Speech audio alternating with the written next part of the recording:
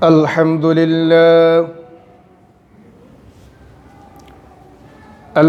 لله نحمده ونستعينه ونستغفره ونؤمن به ونتوكل عليه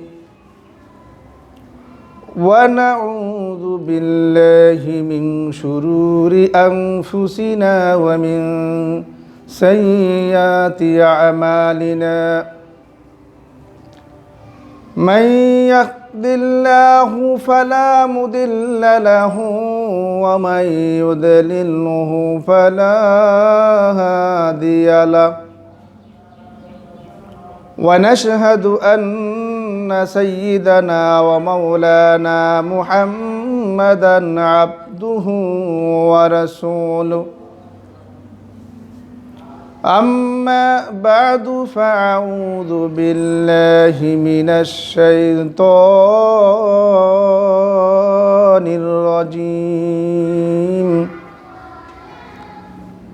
بسم الله الرحمن الرحيم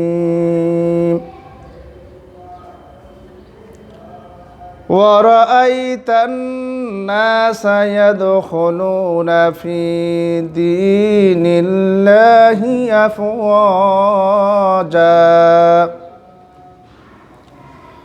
فسبح بحمد ربك واستغفره إنه كان توابا صدقت يا رب العالمين وقال النبي صلى الله عليه وسلم المسلم من سلم المسلمون من لسانه ويده أو كما قال عليه الصلاة والسلام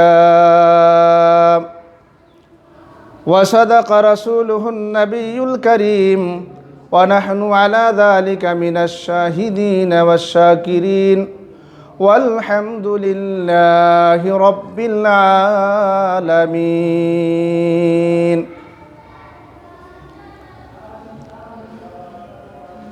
ইংরাজি মাস হিসাবে 2020 ইংরেজি সনের ডিসেম্বর মাস বিজয়ের মাস।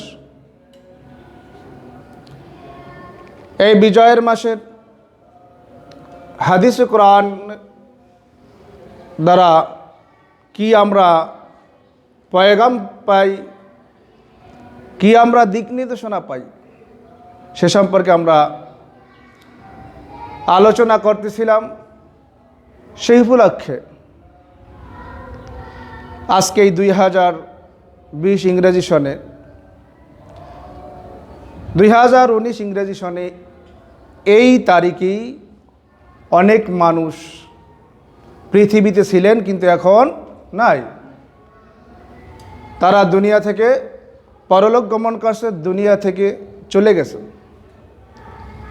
এর মধ্যে আমি বলতে চাই, এর মধ্যে সরকারি লোক ছিল, বিরোধী দলীয় লোক ছিল, আওয়ামী লীগ, বিএনপি, জামাত ইসলাম, জাতীয় পার্টি, ইসলামী আন্দোলন,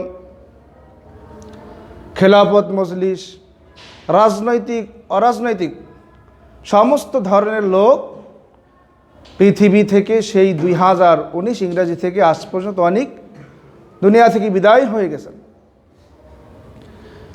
এবং এর মধ্যে অনেক মন্ত্রী ছিলেন, এমপি ছিলেন, সমাজসেবক ছিলেন, সরকারি লোক ছিলেন, বেসরকারি লোক ছিলেন। ওলামাই কেরামও সেই 2019 ইংরেজি সনে জীবিত ছিলেন কিন্তু এখন দুনিয়া থেকে চলে গেছেন, কিন্তু দুনিয়াতে নাই। আমরাও কিন্তু একদিন কি করবো, থাকবো না।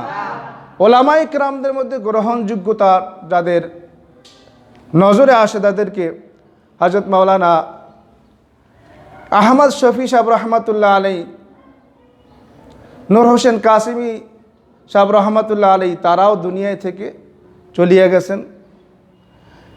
পৃথিবী থেকে এমনিভাবে আমাদেরও একদিন যেতে হবে। পৃথিবীর বুকে যত মানুষ, যত বদকার হোক, যত পাপাচার হোক, যত গুনাহগার হোক, খ্রিস্টান হোক, ইহুদি হোক, নাসারা হোক, অন্য ধর্মের হোক, সবাই কিন্তু মৃত্যুকে বিশ্বাস করে, যে তারা দুনিয়া থেকে চলে যাবে, দুনিয়ায় থাকবে না। কিন্তু অনেক মানুষ আছে পরকালে যে হিসাব নিকাশ সেটা বিশ্বাস করে না। সুতরাং আমরাও বিশ্বাস করি যে আজকে এই 2020 ইংরাজি সনে যারা আমরা পৃথিবীতে বেঁচে আছি, তারা হয়তোবা আগামী বছর থাকবো না, দুনিয়া থেকে চলে যেতে হবে। কারণ বেঁচে থাকার কোনো গ্যারান্টি দেওয়া যায় না, কিন্তু মরে যাওয়ার কি দেওয়া যায়? গ্যারান্টি দেওয়া যায়। সুতরাং আমরা এই বিজয়ের মাধ্যমে, শহীদদের আত্মত্যাগের মাধ্যমে, মা বোনদের ইজ্জত সম্মান বিলুপ্তের মাধ্যমে আমরা দেশ পেয়েছি। এখন আমাদের করণীয় কি, বর্জনীয় কি, সেই বিষয় বলতেছিলাম যে আমাদের সমাজ, আমাদের ব্যবস্থাপনা এমন যে যখন আমরা কোনো আল্লাহ পাক রব্বুল আলামিনের পক্ষ থেকে কোনো নিয়ামত আসে, কোনো উপঢৌকন আসে, কোনো দয়া আসে, তখন আমরা পূর্বের যে সংকীর্ণ সময় ছিল, অভাবের সময় ছিল, কষ্টের সময় ছিল, সেই কথা আমরা ভুলে যাই। নেক কাজগুলো আস্তে আস্তে ছেড়ে দেই, আর বদ কাজগুলা কেমন জানি সেদিকে আমরা আগ্রহ বেড়ে যায়। আমরা সেই বদ কাজগুলো আমাদের কাছে ভালো লাগে। কথা বলেন ঠিক না বেঠিক? সুতরাং যখন আমরা বিজয় পেয়েছি, আমাদের দেশ যখন বিজয় হয়েছে, আমাদের করণীয় কি? কোরআন হাদিসের দৃষ্টিতে হযরতে রাসূল করিম সাল্লাল্লাহু আলাইহি ওয়াসাল্লাম যখন কাফেরদের নির্যাতনে, অত্যাচারে, নিপীড়নে, কষ্টের কারণে যখন মক্কা থেকে মদিনায় হিজরত করার জন্য অনুমতি পেলেন, তখন মক্কা থেকে যখন মদিনায় চলে যাবেন, তখন তার আশা যে এই মক্কা নগরী থেকে যেহেতু চলে যাবে, সেহেতু মক্কার বাইতুল্লাহ শরীফে 2 রাকাত নামাজ পড়ে তখন এই বাইতুল্লাহ থেকে চলে যাবে, বিদায় নিয়ে যাবে। ইতিহাসবিদরা বলেন তখনকার সময়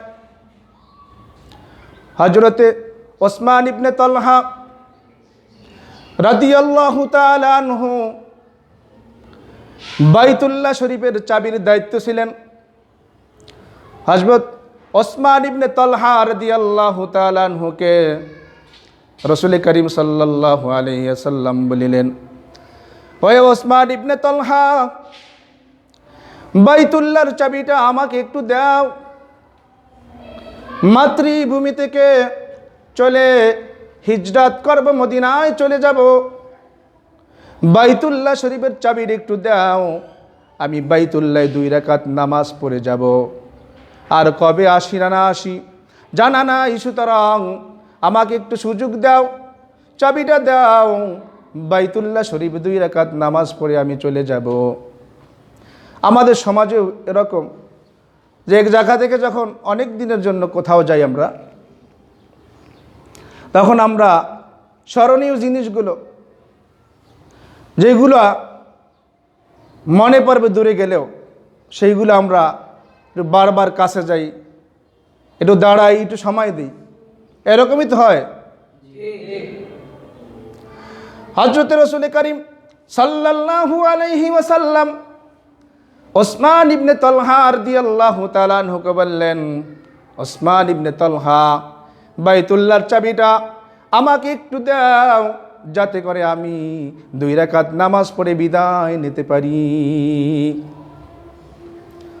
তখন ওসমান ইবনে তালহা রাদিয়াল্লাহু তাআলা আনহু সাহাবী হন না, ঈমান আনেন না। তখন ওসমান ইবনে তালহা কাফেরদের দলভুক্ত ছিলেন, কাফেরদের লিডার ছিলেন। ওসমান ইবনে তলহা কে যখন নবী আরবি মুহাম্মদুর রাসূলুল্লাহ সাল্লাল্লাহু আলাইহি সাল্লাম যখন বললেন যে চাবি দিয়ে আমাকে নামাজ পড়ার অনুমতি দাও, তখন ওসমান ইবনে তলহা রাদিয়াল্লাহু তাআলা আনহু বললেন, ওরে মুহাম্মদ, তোর মতো বদ্দিনের হাতে এই পবিত্র ঘর বাইতুল্লাহর চাবি দিয়ে পবিত্র ঘরকে আমি অপবিত্র করতে চাই না। নাউজুবিল্লাহ কন। কাকে বদ্দিন বলে? যে হলো দিনের গোডাউন, যে হলো দিনের পাওয়ার হাউস, যার থেকে দিন সাপ্লাই হয়, সত্য ধর্ম সাপ্লাই হয়, সত্য জিনিসটা সাপ্লাই হয়, এই তখনকার ওসমান ইবনে তলহা তখন রসুলকে বলে বদ্দিন। এর সে আর বড় দুঃখের বিষয় কিছু হতে পারে না।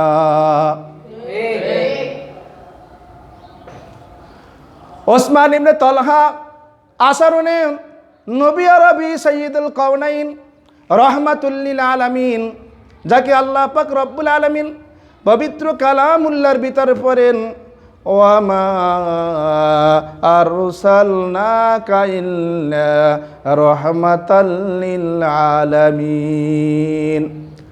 আমার আপনার নবী সারা বিশ্বের নবী, রাহমাতুল লিল আলামিনকে আল্লাহ পাক রব্বুল আলামিন বলে আমার বন্ধু, এমন একজন বন্ধু যে তিনি হলেন সমস্ত বিশ্বের জন্য রহমত স্বরূপ।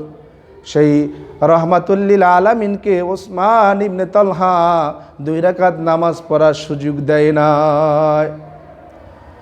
নবী আরবি মুহাম্মদুর রাসূলুল্লাহ সাল্লাল্লাহু আলাইহি ওয়াসাল্লাম তখন বলে, ওসমান, মনে রাখবা এই বাইতুল্লাহর চাবি আর বেশি দিন বাকি নয়, আমার হাতে আসবে, তখন কিন্তু পালাবার কোনো পথ পাবা না।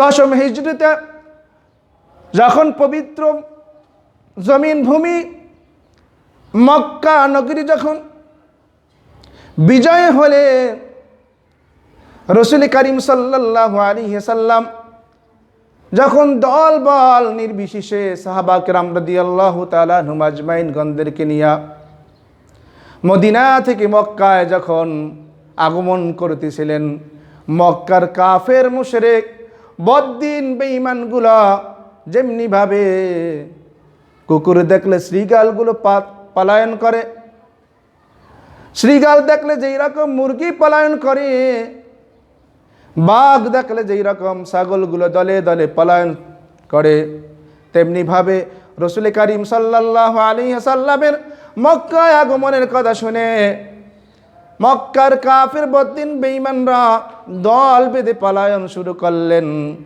কিন্তু রেহাই দেওয়ার মালিককে আল্লাহ, মুক্তি দেওয়ার মালিককে আল্লাহ, সব কিছু নিয়ন্ত্রণের মালিককে আল্লাহ।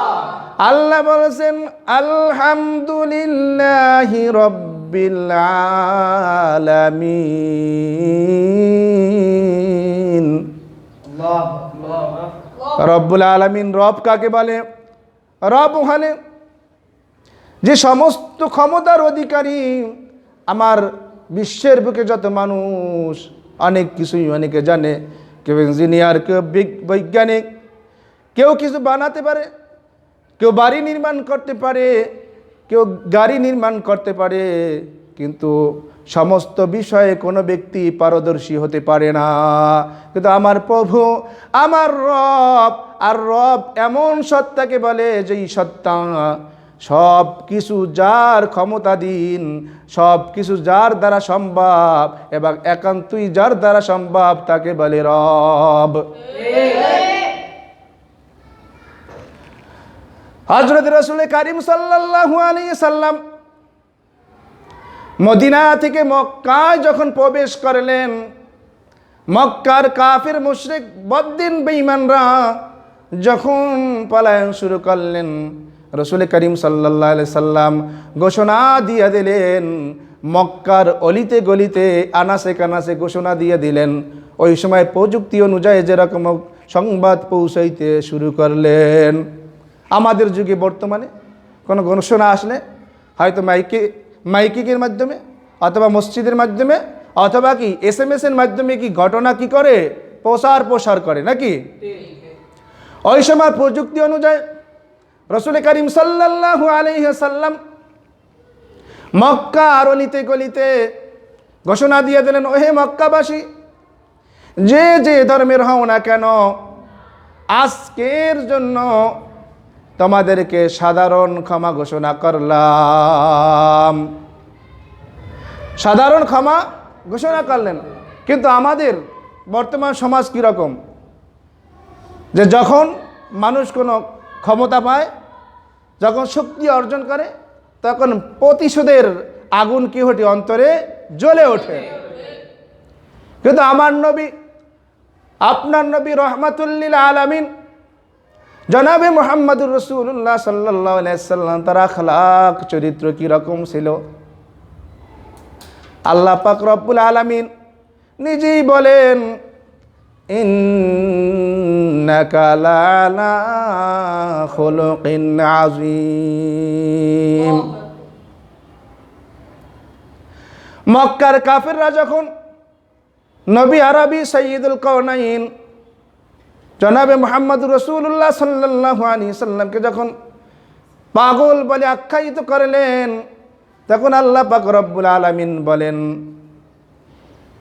মা আনতা বিনিমাতি রাব্বিকা বিমাজনুন। নবী মুহাম্মদ রে, আপনি আল্লাহর নেয়ামতের মাধ্যমে, আপনার আল্লাহর অনুগ্রহে, প্রভুর অনুগ্রহে আপনি পাগল নন, আপনি হলেন উত্তম চরিত্রের অধিকারী। ইন্নাকা লাআলা খুলুকিন আযীম। রাসূল আখলাক চরিত্রের মাধ্যমে ঘোষণা দিয়ে দিলেন, ও আমার সাহাবীরা, মক্কার আনাসে কানাসে অলিতে গলিতে জানিয়ে দাও, আজকে তোমাদের উপর কোনো ক্ষোভ নাই, ক্রোধ নাই, তোমরা নিরাপদে থাকবা, তোমাদের জন্য সাধারণ ক্ষমা ঘোষণা করলাম। কিন্তু বাইতুল্লাহর চাবি পাওয়ার জন্য যদি বড় কোন একটা অফিস হয়, কোনো আদালত হয়, ব্যাংক ব্যালেন্স হয়, দামি ও মূল্যবান কোনো জিনিস হয়, যে ওই ঘরে বসবাস করতে না পারলেও যদি আমি একটু ঢুকতে পারতাম, এরকম আবেগ থাকে কি না? সবাই মনে আশা যে কাফেররা, মুশরিকরা, বেঈমানরা, বদ্দিনরা যেই রকম আমার আপনার নবীকে কষ্ট দিয়েছিলেন, সুতরাং কাফের, বদ্দিন, বেঈমানদের হাতে আর কখনো এই মক্কার চাবি যাবে না। সুতরাং সবাই আশাবাদী, আমি তো নবীর সাহাবী, আমি মক্কার চাবি পাবো।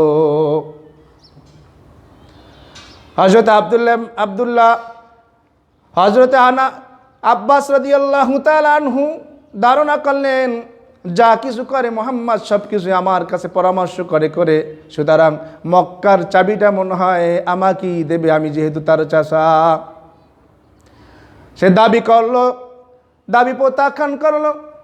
হযরত আলী রাদিয়াল্লাহু তাআলা আনহুকে বললেন, তুমি তো নবীর জামাতা, যাও, তোমাকে অবশ্যই জামাতা হিসাবে তোমাকে মক্কার চাবি দিয়ে দেবে। হযরত আলী রাদিয়াল্লাহু তাআলা আনহুকে রাসূল করিম সাল্লাল্লাহু আলাইহি সাল্লাম বললেন, না না, তোমাকেও মক্কার বাইতুল্লাহর চাবি দেওয়া হবে না। ওসমান ইবনে তালহা রাদিয়াল্লাহু তাআলা আনহুকে ডাকো। হযরত ওসমান ইবনে তালহা রাদিয়াল্লাহু তাআলা আনহু যখন শুনলেন জনাবে মুহাম্মদুর রাসূলুল্লাহ সাল্লাল্লাহু আলাইহি সাল্লাম আমাকে গ্রেফতার করার জন্য, আটক করার জন্য সাহাবা কেরাম রাদিয়াল্লাহু তাআলা আনহুম আজমাইনগণদেরকে পাঠিয়ে দিলেন। ওসমান ইবনে তালহা রাদিয়াল্লাহু তাআলা আনহু বললেন, ভাবলেন সারা মক্কার সমস্ত মুশরিক, কাফের, বেঈমান, বদ্দিনকেও যদি ক্ষমা করে দেওয়া হয়, আমি ওসমান ইবনে তালহাকে কখনো ক্ষমা করবে না। এটাই তো ধারণা করার কথা। কারণ রাসূল করিম সাল্লাল্লাহু আলাইহি সাল্লাম যখন মদিনায় যাবেন হিজরত, তখন কষ্ট দিছিল কে? ওসমান ইবনে তালহা। কারণ তার কষ্টটা বেশি পেয়েছে রাসূল, যে বিদায়ের সময় 2 রাকাত নামাজ পড়তে সুযোগ দেয় না। ওসমান ইবনে তালহা রাদিয়াল্লাহু তাআলা আনহুকে ধরে গ্রেফতার করে নিয়ে আনা হলো। ওসমান ইবনে তালহা রাদিয়াল্লাহু তাআলা আনহু প্রকম্পিত অবস্থায় ভয়ে ভয়ে দয়ার নবী মায়ার নবী জনাবে মুহাম্মদুর রাসূলুল্লাহ সাল্লাল্লাহু আলাইহি সাল্লামের দরবারে হাজির হলেন। রাসূল করিম সাল্লাল্লাহু আলাইহি সাল্লাম বললেন, ওসমান রে, ভয়ের কোনো কারণ নাই। মক্কা বিজয়ের আগে যেমনি ভাবে এই বাইতুল্লাহর চাবি তোমার কাছে ছিল, তেমনি ভাবে আজ থেকেও এই বাইতুল্লাহর চাবি তোমার কাছেই থাকবে।